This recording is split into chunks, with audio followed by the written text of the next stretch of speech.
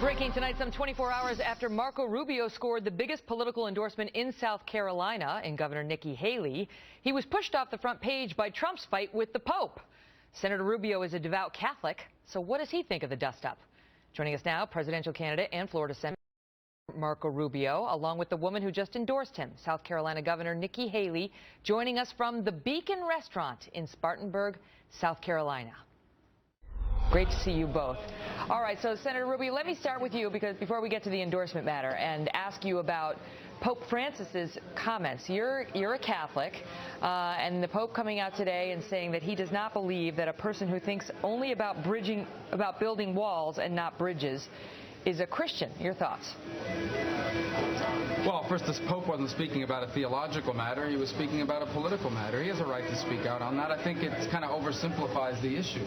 I disagreed with a lot of the things Donald Trump has said, but I do think America has a right to secure its border. And by the way, I think it's important to remember we're the most generous country in the world when it comes to immigration. I mean, we admit 1 million people a year permanently, legally, to this country. Mexico doesn't do that. Other countries don't do that. So, I understand the Pope's, he's a spiritual leader. He's the leader of the flock in terms of bringing people to the Lord. But on this issue, I would just say that while America certainly has been a country welcoming to immigrants, it also has to be a country that secures its border. You gave Senator Rubio your endorsement yesterday, and now all the headlines have been, what a dream ticket this would be for the Republican Party.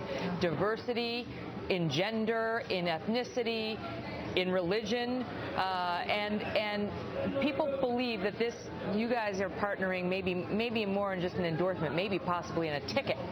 You see it that way?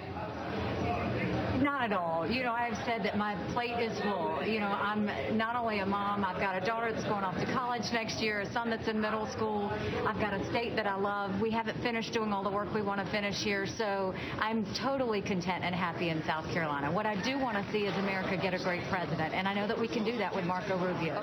Now, I mentioned Senator Cruz a moment ago, and he's been in the news with respect to you today. The two of you having a dust-up over a website that he has posted that shows a clearly photoshopped picture of you and President Obama shaking hands. Now, one of his campaign representatives initially denied that this was photoshopped. Then some internet sleuths went and found what appears to be the stock photo upon which it was based. First of all, do you want to weigh in? It's been reversed, but you can see it's the same sort of bodies. First of all, is this photoshopped? It is, of course. Okay. And second of all, what do you make of the fact that, it now is apparently an indictment? I understand the differences between the Republicans and President Obama, but is now a campaign indictment just to show you shaking hands with the president, even if that were the case? Yeah, well, here's the thing. It's not just, if it was just one incident, you would say, all right, well, it's just one of these things that happen in campaigns. But the problem is that every day now it appears that Senator Cruz's campaign either does or says something that simply isn't true.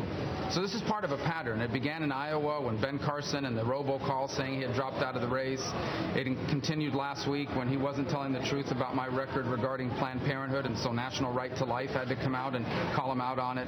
It's just an ongoing pattern. And so, look, the important thing is that voters need to know that there's a campaign that's willing to say things, actually make things up. And of course, they literally made this up in terms of this mailer or this website or whatever it may be. So it's just part of a pattern.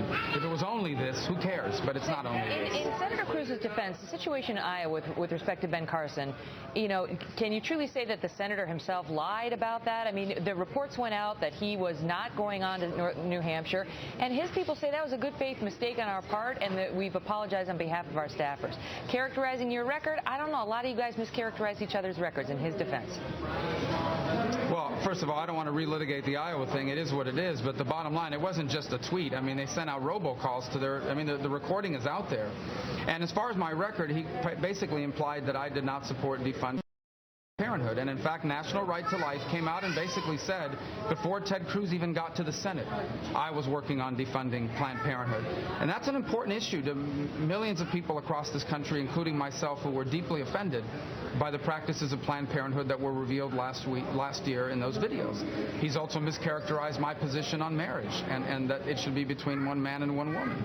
So look, again, it's not one incident, it's a number of issues over time that I just think, if we're going to run a campaign, we have legitimate differences between the candidates. Let's talk about those. Senator Cruz is weak on national security. We should talk about that. But I don't think it's fair to make things up. We appreciate both of you being here. Thanks so much, Megyn.